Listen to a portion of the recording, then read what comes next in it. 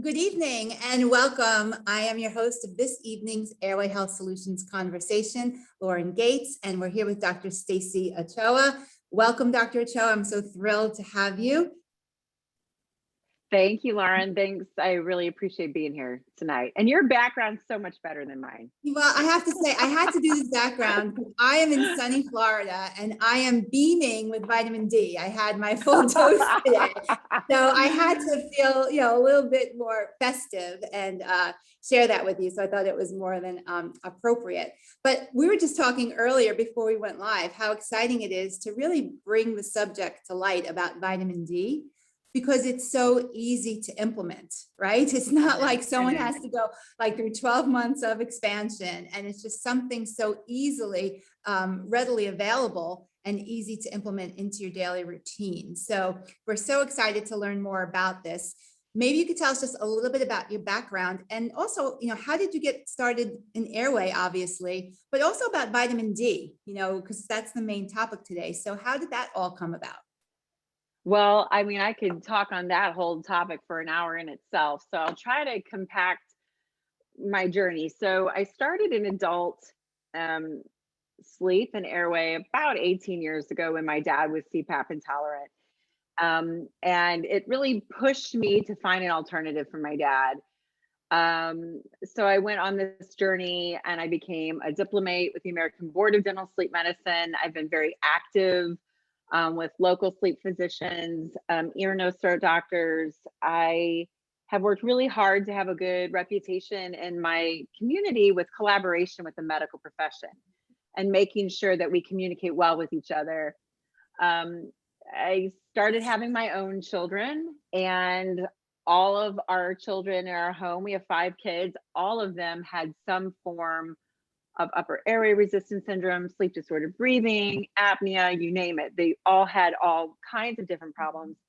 And I started looking at what their, the trajectory of their health was going to be if I didn't intervene, which was either CPAP or oral appliance, metabolic syndrome, diabetes, the whole gamut that comes along with airway disorders.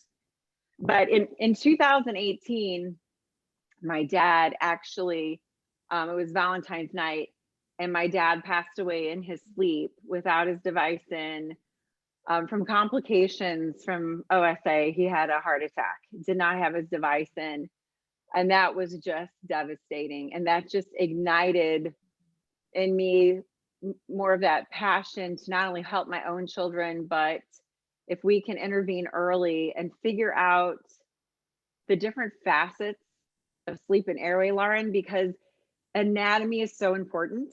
As you well know, our faces are not growing properly. Our jaws are smaller, but it's not just the anatomical. There are non-anatomical factors that are changing along with the anatomical factors that are adversely affecting our sleep and airway, and vitamin D is one of them.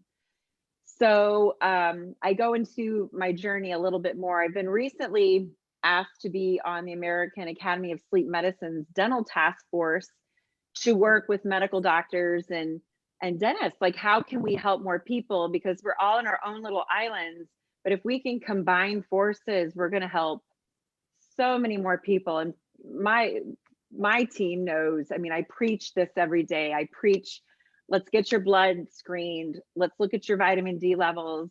We're looking at cone beams. We're looking at arches. And we're really changing lives in each of our practices. So I hope people can walk away tonight with more of a respect for vitamin D, which really isn't a vitamin, but for what it can do for our lives. It's a very simple but very impactful thing that we can do in our everyday lives.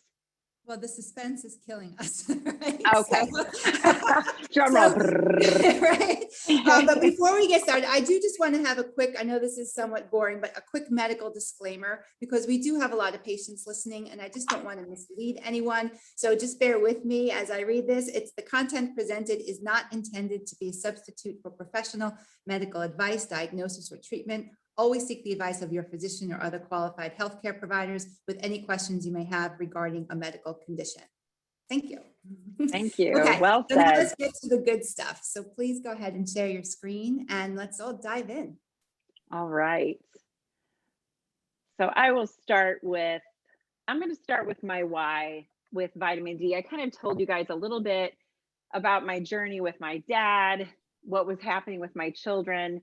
But I want to go into what specifically kind of catapulted me into learning more about the non-anatomical factors. So this is one of many mothers' worst nightmares, is when both of your kids are in the hospital on the same day in two different parts of the country. And my one son on the left was in the hospital in St. Louis for TNA removal for obstructive sleep apnea. And that was around 1 o'clock. And then around 5:30 that day, I get a phone call while I'm tending to the other one in the hospital from the chaperone of the school trip my son was on. So he went to New York on a 24-hour bus ride for a choir trip. And he had suffered from migraines for about 2 years prior that no one could help. And I'm talking, I go to the top neurologist in St. Louis, and he was sleep deprived for 24 hours on the bus. I mean, teenagers aren't going to fall asleep on a bus. So he's staying up, and they hit New York. They go to Hard Rock Cafe, eat, they go to Times Square, and he hits the ground. It's a grand mal seizure. My son has never had a grand mal seizure in his life, and he had one the day that my other son was in the hospital. And I put on the bottom, like, my son in the hospital, when I tested his vitamin D shortly after this, it was 26, which is deficient. And my son who had the grand mal seizure, his D level was 22, which is deficient. And pretty much all of us in the family, which you'll see the pattern, whatever the mother is, typically that's right around what the children are as well. And I was in the 20s as well. So this started me on my journey of why I'm doing everything as a sleep dentist I know to do: expansion, TNA removal, myofunctional therapy, and my kids are still sick. There's something I'm missing, and I figured out what it was. So let's talk a little bit about vitamin D, some facts about vitamin D. And now more than ever, we're talking about vitamin D because it's really been publicized because recently of COVID, which, you know, the silver lining is that vitamin D is getting the spotlight in all of this, and how impactful it is to our overall health and wellness, including helping us with the severity of COVID-19. So first of all, it's not a vitamin. Vitamin D, and I'll keep calling it vitamin D, but it's not a vitamin. It's a prohormone. So it starts a cascade of events of other hormones, and I'll go into that. Controls over 2,000 genes in our body. Every cell in our body has a D receptor in the nucleus. So that receptor is there for a reason. So if your body is deficient in something that it has a receptor for, it is going to adversely affect that system. And many studies are showing links to sufficient D levels preventing the cytokine storm that can be one of the complications of COVID as well. I started my journey with, and she's become a really dear friend of mine, Dr. Sasha Gomaniak. She's a neurologist who started to realize in her practice, she's kind of like the final stop. You know, I'm in pain, I can't sleep, the primary care can't help you. Okay, go to the neurologist, go to the neurologist. And she started seeing in her patients that when she started changing the D levels and seeing a trend of everyone's D being low, and then subsequently all of the B vitamins were low, she started seeing a lot of changes in their sleep and their wellness. And but she founded the Right Sleep program. She's amazing. She's great. So in the 1940s, vitamin D was kind of born as a bone vitamin, and it was based off of a study done on rats. And they realized that if they gave these rats D2, that it cured their rickets. But that's really an outdated study. And there's a lot of physicians that are still prescribing D2 to patients when they see that their vitamin D level is low. I just had a patient 2 weeks ago, and I always ask when I test the D, has your physician put you on a D supplement? Yes. And I ask, is it D2, which is ergocalciferol, or is it D3, cholecalciferol? And they're like, it's green, it's D2. And that's not the right, it's not the right D. That is what rats use. Rats are nocturnal, and they eat, they get D2 from the mold off of food. And we are not rats, we're not nocturnal. We primarily use D3. And so D3 wasn't even discovered until a decade later. And it was when they left the skin of a pig's ear out in the sun. That is how they discovered D3. So it was an accident. So just to emphasize, D2, which comes in a green capsule, is not the same as D3. It doesn't ever turn into D3. It is its own chemical structure. And it's actually been shown to be much less effective at raising our vitamin D levels in our body.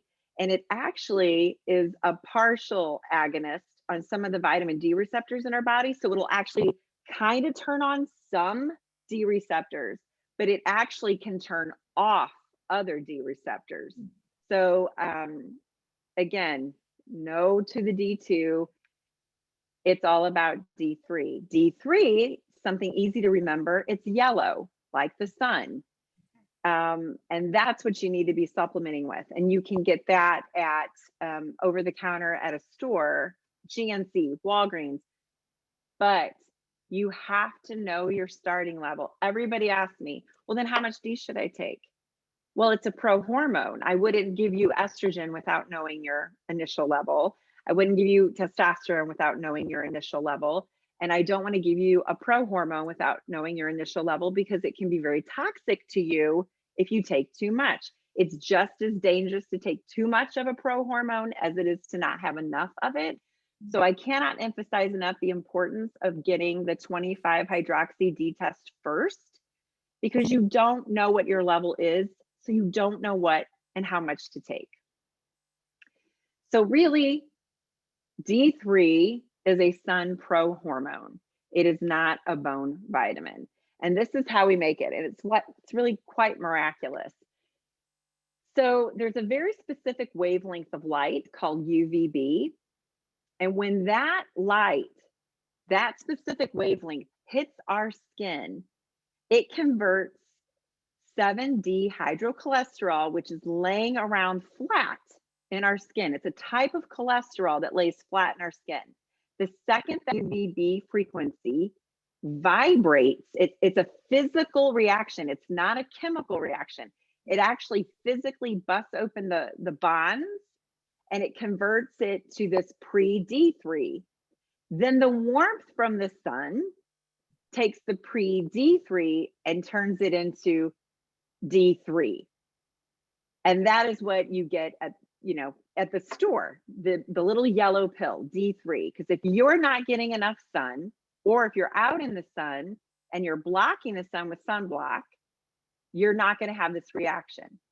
And I'll go over later too, it also depends on the latitude that you live in and the time of year for you to get this specific UVB ray to hit your skin, to warm it, to make D3.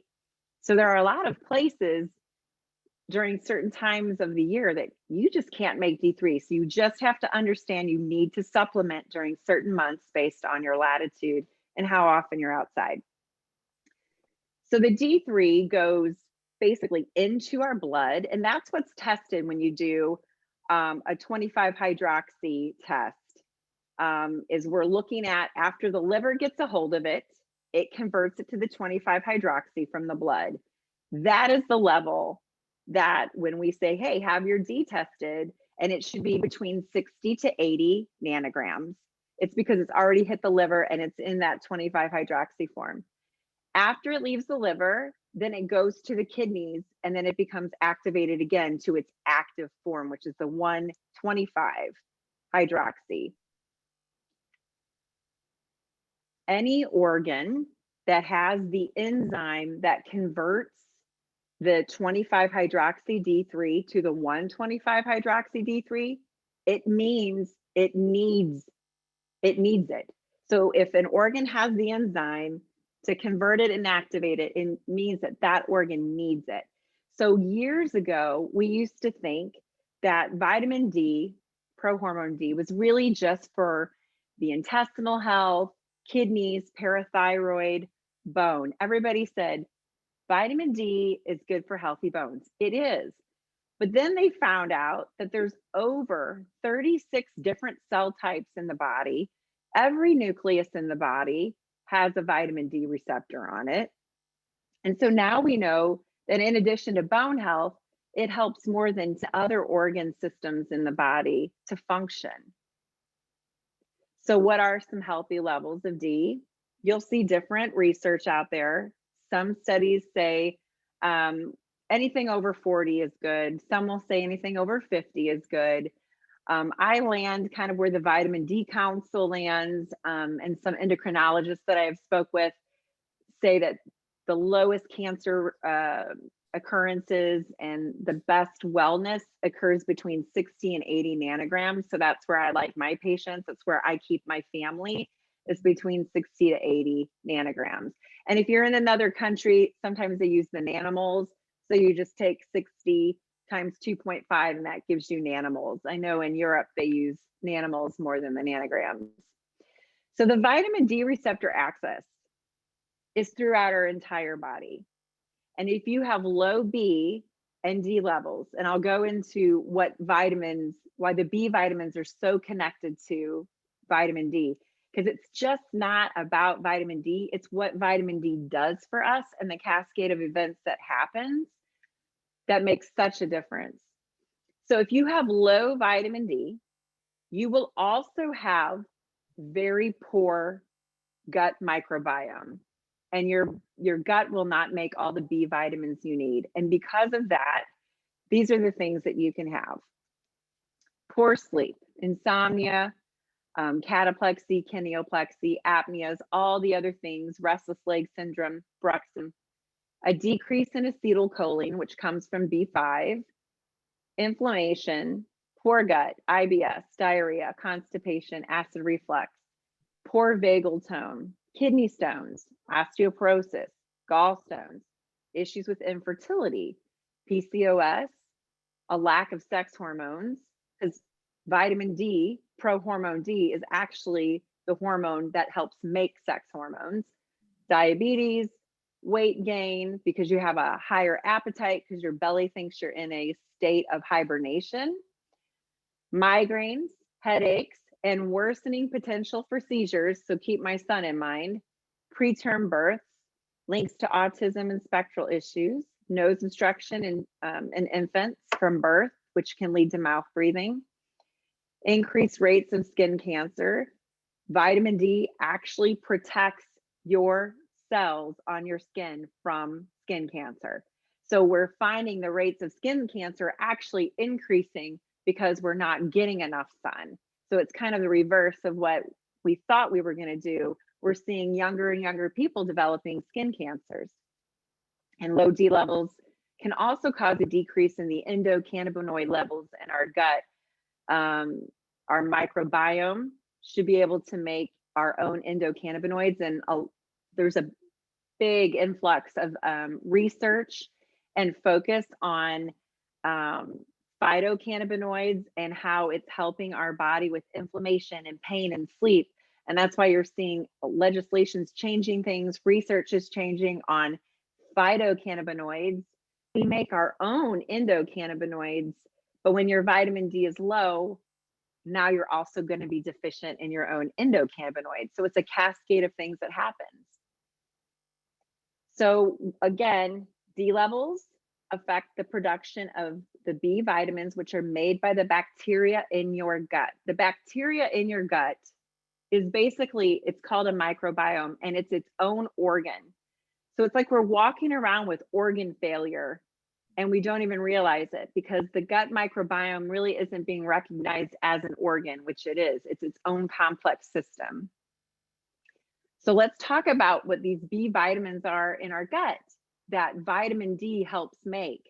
Vitamin D is also a bacterial growth factor.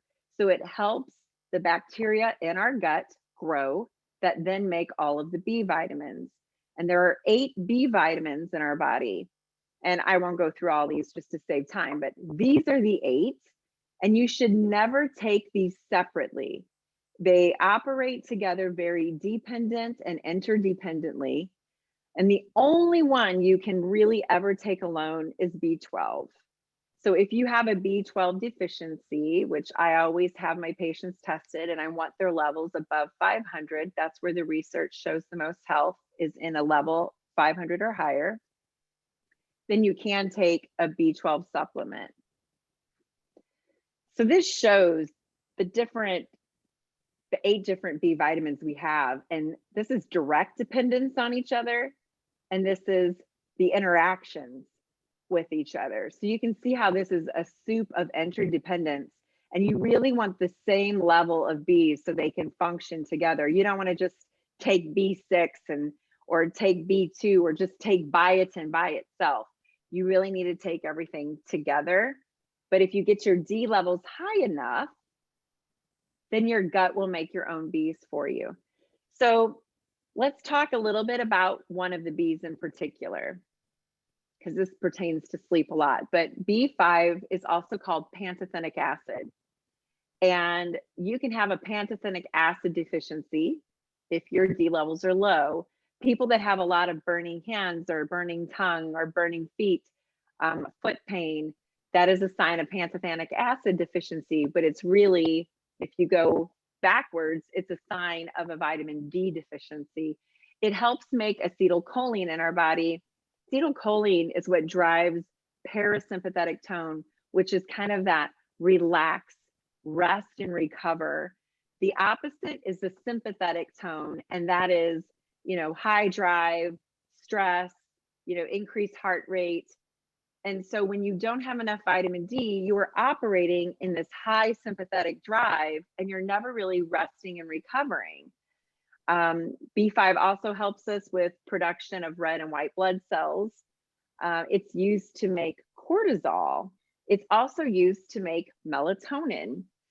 And if you don't have enough B5 and you don't have enough acetylcholine, which is that neurotransmitter that helps us rest and recover, when you fall asleep at night, the main neurotransmitter that helps you stay paralyzed when you're supposed to be paralyzed is acetylcholine. So you have a deficiency of that neurotransmitter. And so your toggle switch for paralysis is off, and I'll go into that. So as I said earlier, this is acetylcholine. This is made from B5 indirectly, which needs vitamin D to be made. And this is all that does to your system. It's more about rest and digest. And if you have a deficiency in that, then you're walking around with a high sympathetic tone. And we really have a pandemic of a society of high sympathetic tone. We really do. So back to pantothenic acid, B5, acetylcholine, which feeds the vagus nerve. This is involved in sleep paralysis. Again, this doesn't have anything to do with the anatomy of the airway. This has to do with paralysis appropriately in sleep. So this is one of those non-anatomical aspects.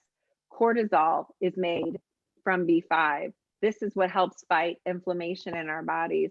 We have a huge rise of autoimmune diseases as well. And it's paired with most of these people in my practice, they have very low vitamin D. And again, it's a pandemic of a problem. Melatonin is also from B5. So if you don't have enough D, you're not making enough B5, and you're not going to make enough melatonin, which helps with the sleep pressure to help you fall asleep and stay asleep. Vitamin D and iron are actually cofactors with each other as well. So if you have low D, a lot of times you also have issues with iron.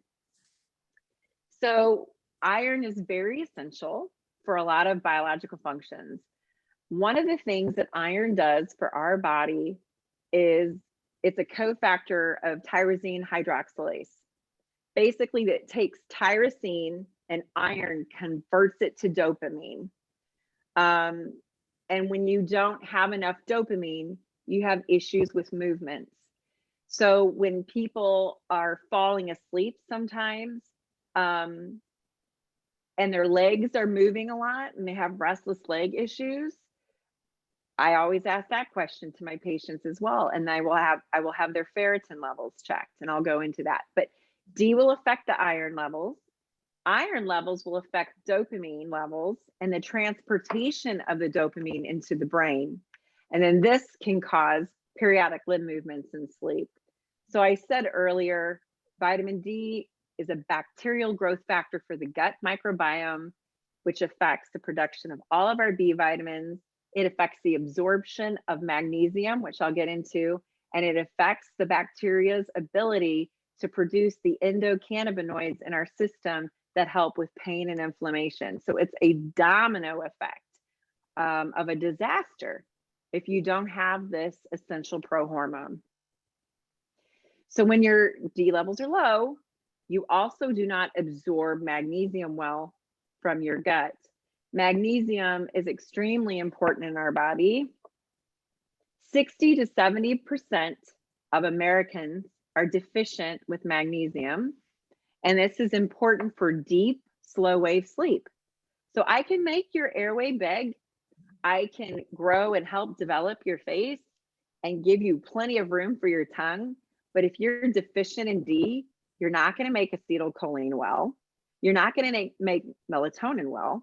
You're going to have inflammation, and you're not going to absorb magnesium, which is important for slow wave sleep.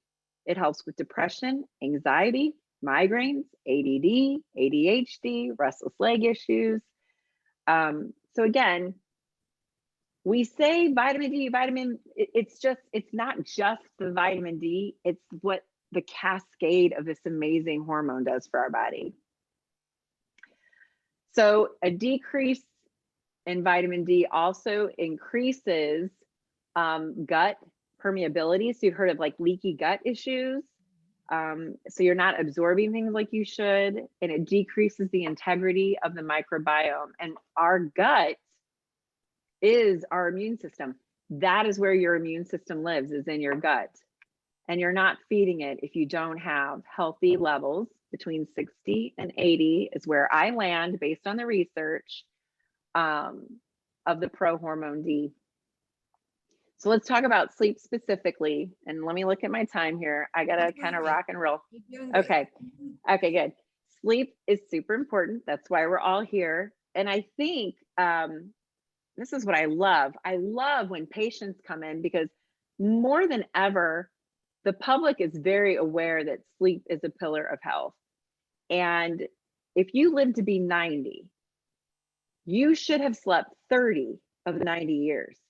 A third of your life, you should have slept sleeping. That's how important it is. So it's not being lazy, it's actually recovering and repairing so you can be your best self. And we're seeing a pandemic of poor sleep and a lot of health problems, especially in children, that just turn into awful problems as adults if we don't get to them early enough. So sleep is this symphony. It's this beautiful symphony of timing and neurotransmitters. And sleep has stages where very specific things occur. Healing and repair for our bodies only occurs in stage 3 sleep. If you do not get stage 3 sleep, and if you are not paralyzed, your body cannot repair what is not paralyzed. So the body it paralyzes itself so that your body can go to town and repair. In children, stage 3 sleep is for growth. Once you are done growing, it's for repair. So if the body is moving, it can't repair. So people that have issues with paralysis, not being paralyzed when they're supposed to be in their sleep, they typically wake up with a lot of pain in the morning instead of feeling rested and recovered. So this is one of the studies that Dr. Gomanak was part of, and it looked at 1,500 patients that all had neurological complaints that obviously came to her in the first place since she's a neurologist, but they all had some form of sleep problems. And when they got the blood levels, the 25 hydroxy blood level up, which is after it hits the liver, to 60 to 80, every single type of sleep disorder improved on some level with just that change. Every single type of sleep disorder. So anatomy is important, but so are the neurotransmitters and the neural tone. But we live in a lifestyle where we're avoiding the sun. Our work, we're not traditionally outside anymore. Some people work outside. Some people are getting plenty of D that work outside. But again, it depends on your latitude, where you live, the time of the year. But even when we go outside, like we take our babies and we're just lathering them with sunblock, and then they won't get that UVB conversion. It's literally blocking the sun. So here's an example. So I live in St. Louis, but anything over this 37th parallel, this was a study done by Harvard, you can see that the vitamin D production starts going down in the skin. And the further away the latitude from the equator, the less UVB exposure, that specific frequency that vibrates on the skin to convert into D3. But also, if you have darker skin, it takes you longer to make vitamin D. So you're further from the equator with darker skin, you're going to have a real problem making this prohormone. So we do see a lot more autoimmune and people getting just really sick with darker skin further away from the equator. Those studies are all over the place. You can look on PubMed and you could spend days looking at all of that research. I love this calendar. I recommend everybody go to grassrootshealth.net and you can get the sunshine calendar. But I'm in good old St. Louis, so you can see that January and February, we don't have any UVB exposure. March and April, we start getting some, but we really don't have that ideal UVB exposure, but 3 months out of the year.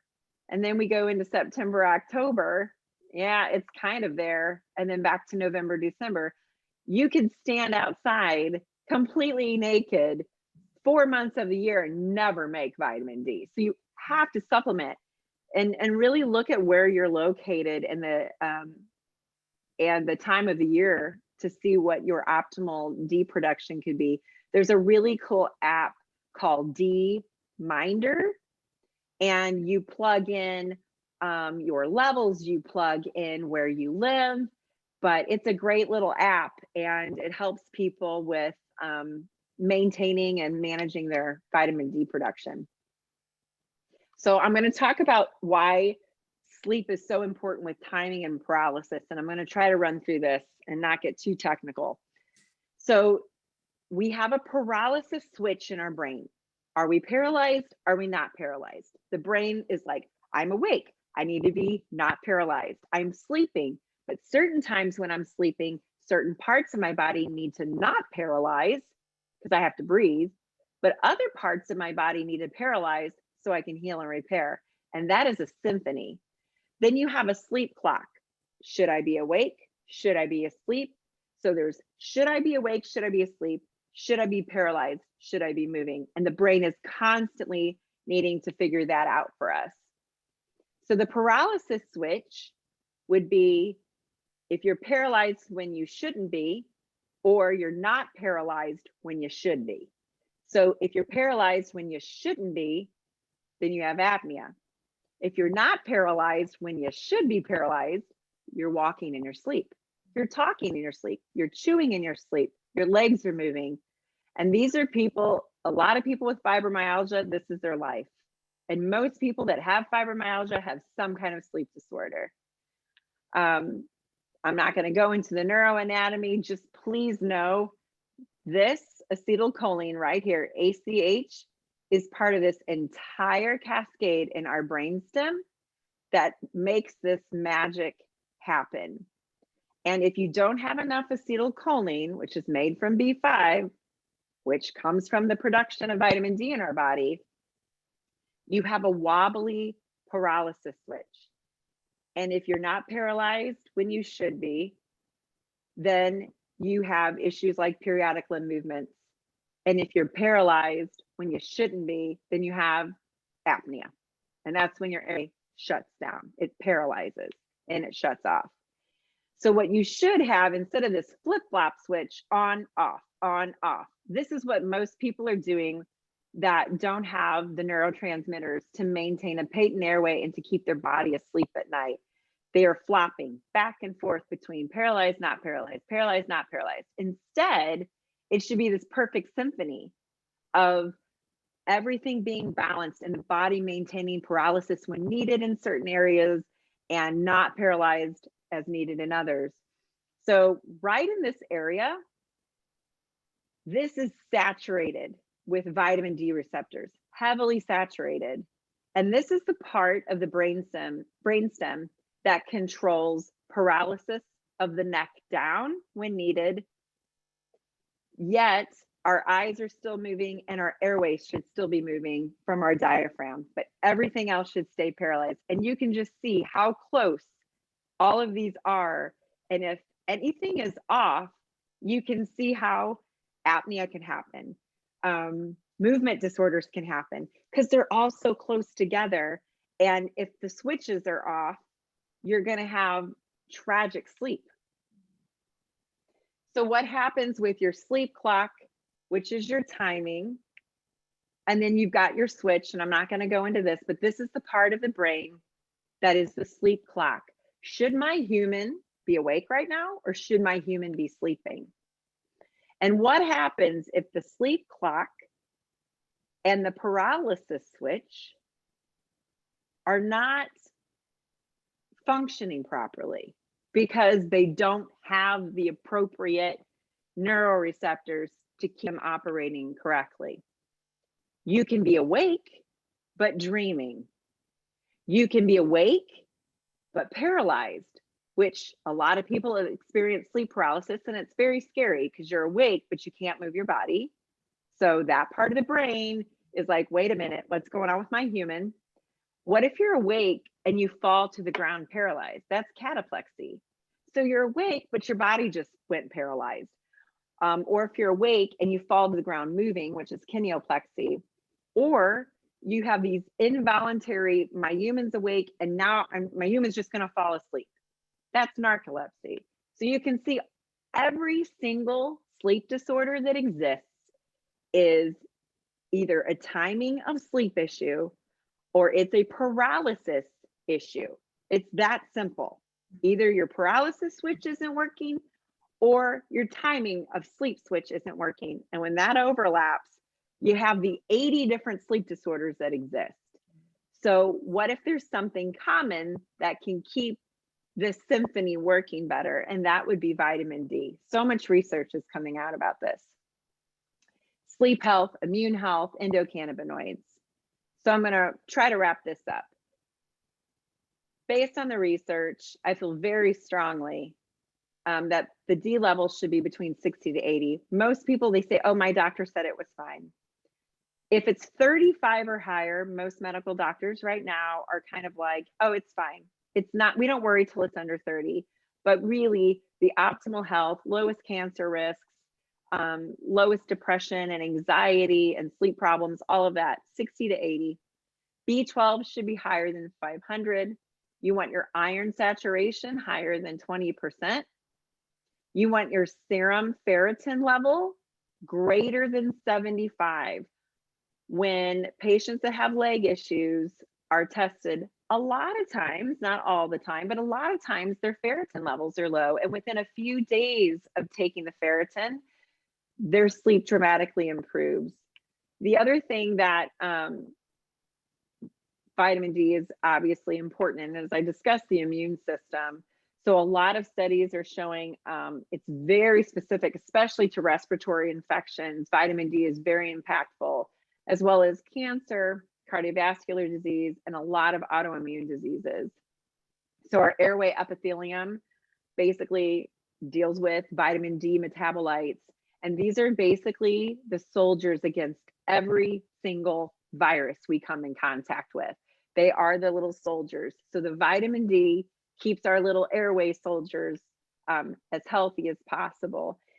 They have vitamin D receptors all throughout the immune system. And a recent study, this was done by Aging Clinical and Experimental Research. They were looking at vitamin D levels and decreasing C-reactive protein and basically decreasing the cytokine storm and decreasing the severity of COVID-19. This is a very, if we could get our wellness and with something as basic and simple as vitamin D, which is extremely affordable, with whatever route you're choosing to fight and prevent COVID, it's only going to help you that much more because the research is just profound on the severity of COVID-19 with your level of vitamin D.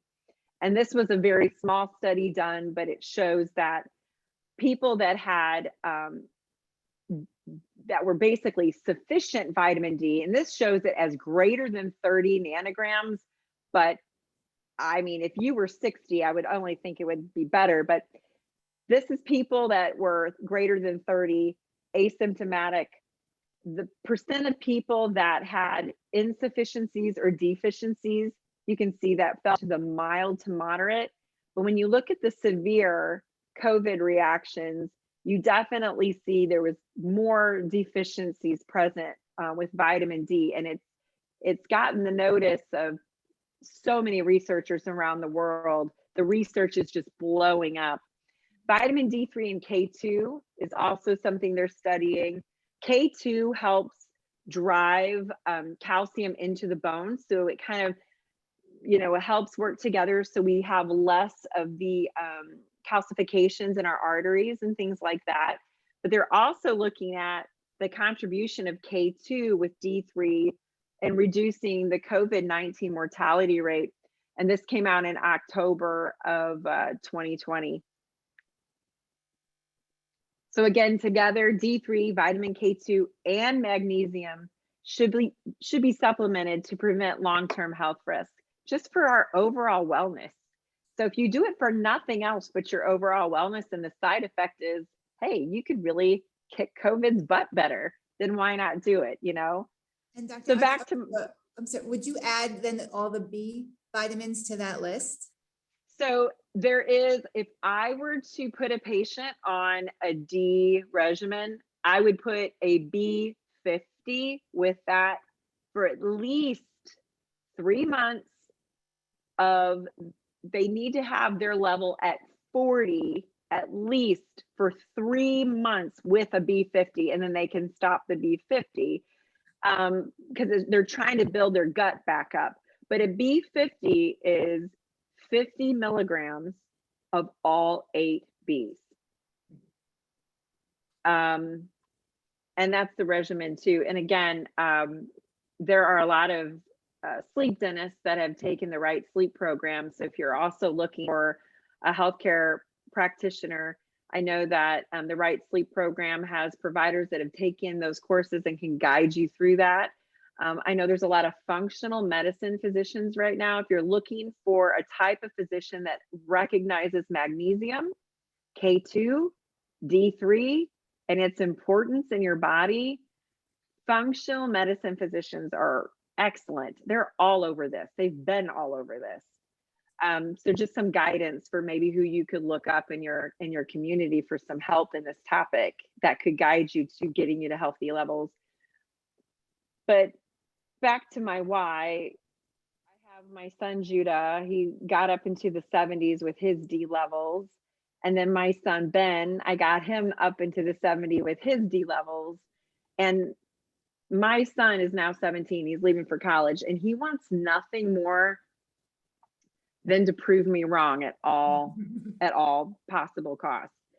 And we went back to his neurologist about a year ago because his migraines went away. His migraines, he was on emergency migraine medication, and his migraines went away.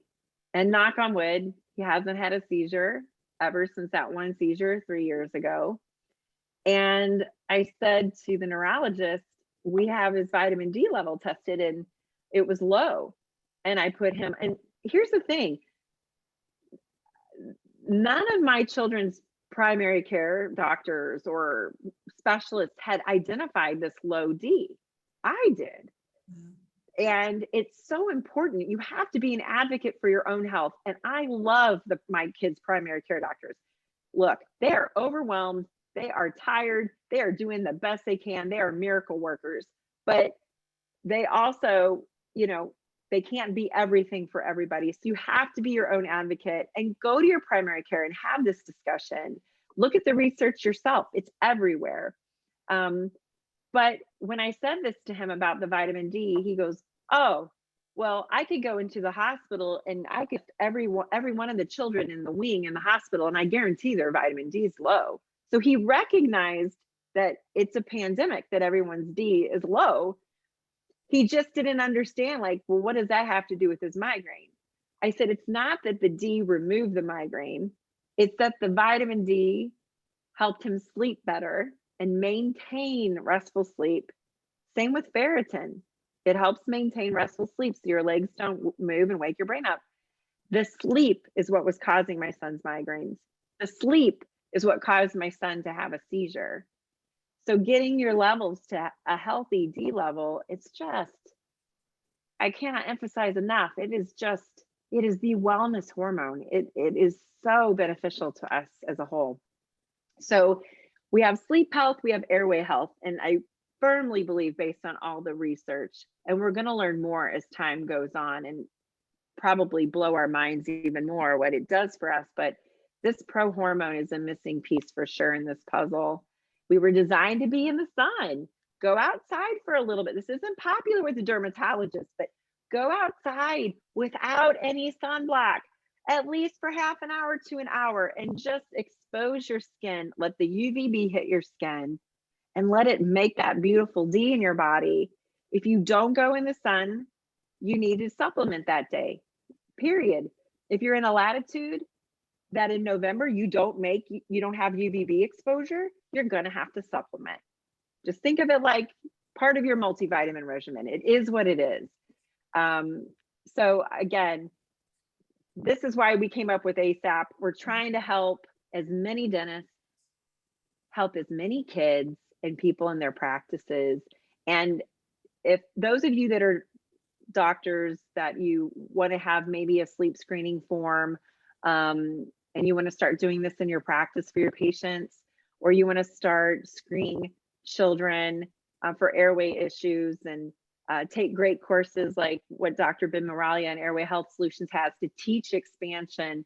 We have these great forms that we'll give you for free. If you visit asappathway.com and you register for those forms, we'll be more than happy to send you those forms so you can start helping a lot of people in your practice. So thank you for letting me speak on this topic. I could talk forever on this topic. And if anyone from my office is watching, they've heard this for the last few years over and over again. So I just appreciate everyone listening. And Lauren, I just appreciate you being so open to this aspect of health that you would even have me on tonight. So I really do appreciate that. I can't thank you enough. I learned so much that I am so glad that this is recorded and that you can always, we can go, and I'm going to need to listen to this a few times, I think, to digest everything. I mean, there was one pearl after another that I have a strand of pearl necklaces tonight. So I appreciate that so much.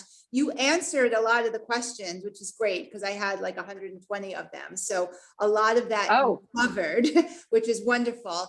But a couple of questions that were specific. Any certain brands, does it matter if it's, say, from Costco or a certain, the expense of it when you said it's affordable? Does it really matter the brand? It doesn't. There are certain, I just looked at it myself. It looks like I'm in a seance. I don't have a light on in my room at all. The sun went down and it got really dark. I got all my vitamin D going here. Okay, perfect. I just take D3 Nature Made, but ideally, you can take K2 separately. There are some D supplements and you can look them up online. the important thing is that it's D3, it's not D2. Get your blood tested. What is your D level? People say, well, how much should I take? What's your D level? And then I can tell you how much you need to take. So you might need 10,000 a day for a few months to get your level up, and then you rest down at 7 or 5. So test your D first, because you can make yourself sick giving yourself a pro-hormone beyond the level that you need. But again, like I said, I take nature-made ferritin because my ferritin was low. I took B12 for 2 years because my B12 was under 500. So yeah, it doesn't have to be, and that's the thing that's beautiful. I mean, this can impact your health in such an impactful way, and it's not like it's expensive. You know, it's really just go outside. And it sounds too good to be like today I had the discussion with my mom. We're, you know, laying out in the pool, and I'm like, I don't think I should be putting on sunblock. I'm like, I know this, but it's so against the grain, you know, because you don't want to get burned. And it's just like, it was uncomfortable. So I had to put it on, you know, because I'm from New York, so I don't have a base tan yet. And now tomorrow I'm going to go. Just stay out, do baby steps, do 30 minutes without sunscreen, and expose that skin to the sun so it can do what it was created to do. But then after that, you know, 30, 45 minutes, you know, then you can put on your sunblock. But it really, I can't stress enough for people too to understand their latitude and the time of the year too. I mean, you really should be supplementing every single day that you are not in the sun. And if you are outside all day in November, you still need to supplement if you're in St. Louis, Missouri or New York. I mean, you're going to supplement a lot. Are there classic signs when your D is good and then it drops? Like, can you say, oh, is there anything that you can pinpoint? That was a question from one of the doctors. So I'm a big fan of journaling your experiences, because it's funny. It's not like, you know, when you take a pain medication and you feel that, oh, it numbed my pain. But when you journal every day and you have poor sleep, a lot of pain, gut issues, and you start taking D and you journal, you know what? I actually slept a couple hours more. I didn't get up to go to the bathroom all the time last night. It's those little tiny accomplishments as your body recovers from this disastrous deficiency. It takes time. So journal, but what you'll notice, because eventually once you get your D levels maintained, you may only need to test yourself twice a year just to make sure that, hey, what are my fall numbers?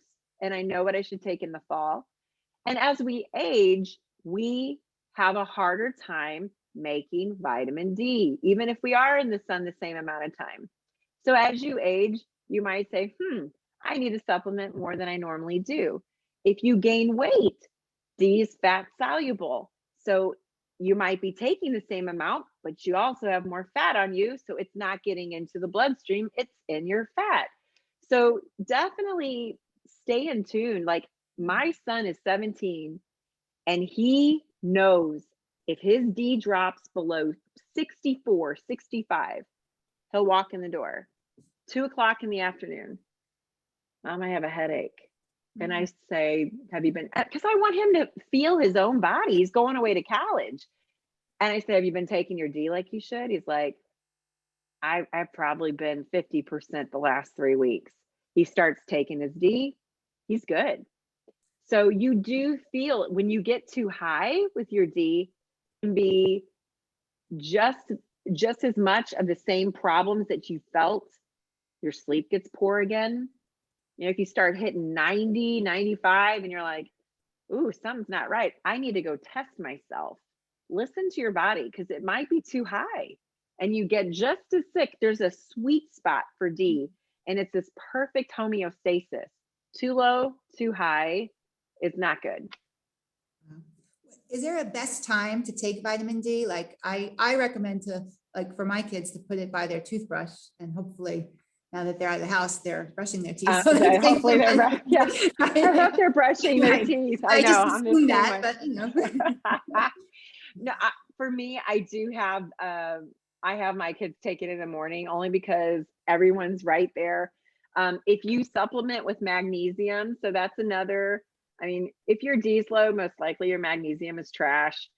Can you test your magnesium? You can, but most physicians are kind of going by symptoms, and they're recommending between 300 and 500 milligrams. There are levels for smaller children, but like 12 and older, it's and based on your sex.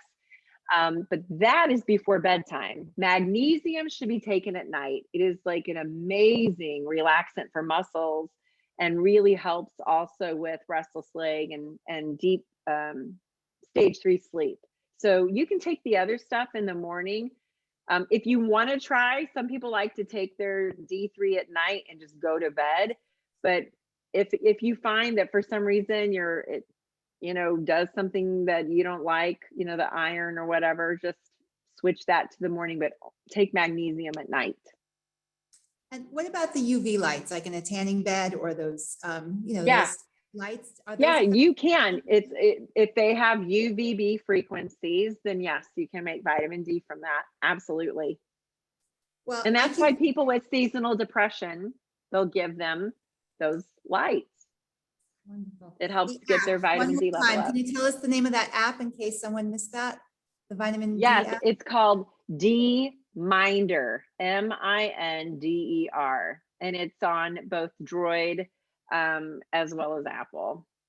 And then another question, is there a benefit to liquid versus capsules? I'm a fan of capsules only because you know exactly how much you're getting. Some people are like, oh, I think that was 4 drops. Maybe it was 5. And it's kind of hard to really titrate that. So I like the capsules, even for kids. So if they can't swallow a pill, you can pop the capsule open and squeeze it in a little spoon of yogurt or something and mix it and give it to them that way. But you know exactly how much they're getting. Wonderful. Well, I can't thank you enough. This was super informative just for my own knowledge. And I'm so glad that we have 200 people registered that will also learn and spread this knowledge tonight. So really, thank you for your time and thank you for sharing. I do want to provide a couple of updates so people know what's going on in the Airway world with Airway Health Solutions. Then we'll talk a little bit more about ASAP as well, because we're both on the same mission, right? So we're offering different things. So we just want to really complement each other. But I want to explain that we have mini residencies that Dr. Moralia puts together and teaches myofunctional expansion and clear aligner appliances for airway health for children and for adults. So here are our upcoming dates. We do have them monthly with the exception of August and December. So please reach out to me if you want to learn more about that. We're really proud to offer a new myofunctional therapy course that's concurrent to the mini residency. So what we're focusing in this course is we are really empowering the hygienist to do the myofunctional therapy in the dental practice. So we only offer this to hygienists or doctors if they want to take the course, but it's wonderful. Our instructors are Brittany Sierra and Carice Laguerre. They're top myofunctional therapists, and they have a lot to share and a lot of experience. So reach out if you have any questions on that, or you can visit our website, airwayhealthsolutions.com/myo. I'm excited because we have a great new course that really went well in March. We had a great feedback. It's more like a workshop where Dr. Moralia will review clear aligner cases. In this case, it's going to be Invisalign cases because they're the easiest to share, but you can apply it to any type of clear aligner system you have, going through some hidden retractive techniques that perhaps you weren't aware of. So our next course is June 3rd. You can submit if you're a doctor as an auditor, or you can be a case submitter. So check that out. And then follow us on social media. We do provide a lot of education, as you know. I'm also going through expansion myself. So follow me on my journey on my expansion blog. We have a really exciting chat next week. It's April 21st. I get so many questions on this topic about perio improvements with expansion. There's so many myths around this. So please tune in and actually invite your colleagues, your orthodontists, anybody who really can tell you that you can't expand adults. Please have them tune in, and we can bust those myths together. We have Professor John Mew joining us. It's a Friday afternoon due to the time difference. He's in England, so it'll be at noon. And he's a wonderful man, a wonderful body of work. So we're really excited to just really team up about the consequences of retract and extract ortho. I have not yet met Dr. Lauren Ballinger, but I'm so excited to meet her because she's a superstar, rock star in pediatric dentistry. She actually just does Airway all day, every day in her pediatric practice. And then if you do have an Airway practice and you want to add sleep, we do have Dr. Richard Downs, so he can tell you how to do that as well. And we just want to keep providing these conversations because every week we get a lot of engagement. We get so many questions, and we'll be here as long as there's interest. So I think we'll be here a long time. I had Dr. Steve Carstensen on not too long ago, and he offered this code up for this wonderful brochure. So it still is good through, I think, the end of May. So here's the code if you want to save 15% off of your children's Airways. So that's a really great thing to give to your parents of patients as well as pediatricians in the area. We also have an Airway dentist locator. So after you take our mini residency, and soon, Dr. Ochoa, you're going to be on this because you're joining us in April. Yes. So we're going to have another one. Where's your dot here? Let's see. You'll be right. Where are I'm we? right there. Well, you can't see mine. I'm St. Louis. Yeah, right by right here. Okay, so we're gonna have you added on, and it's great because I get patients all the time reaching out to find an Airway dentist near them. Please take advantage of the ASAP pathway, what they have to offer. It's a wealth of information, and thank you for providing this to share with everyone who's watching the forms. It's really wonderful. You want to just tell us a little quick about ASAP in general? Yeah, so ASAP it's an online learning forum. So we have modules, we have over 40 CE where we teach pediatric sleep and Airway. We help with any type of radiograph interpretation.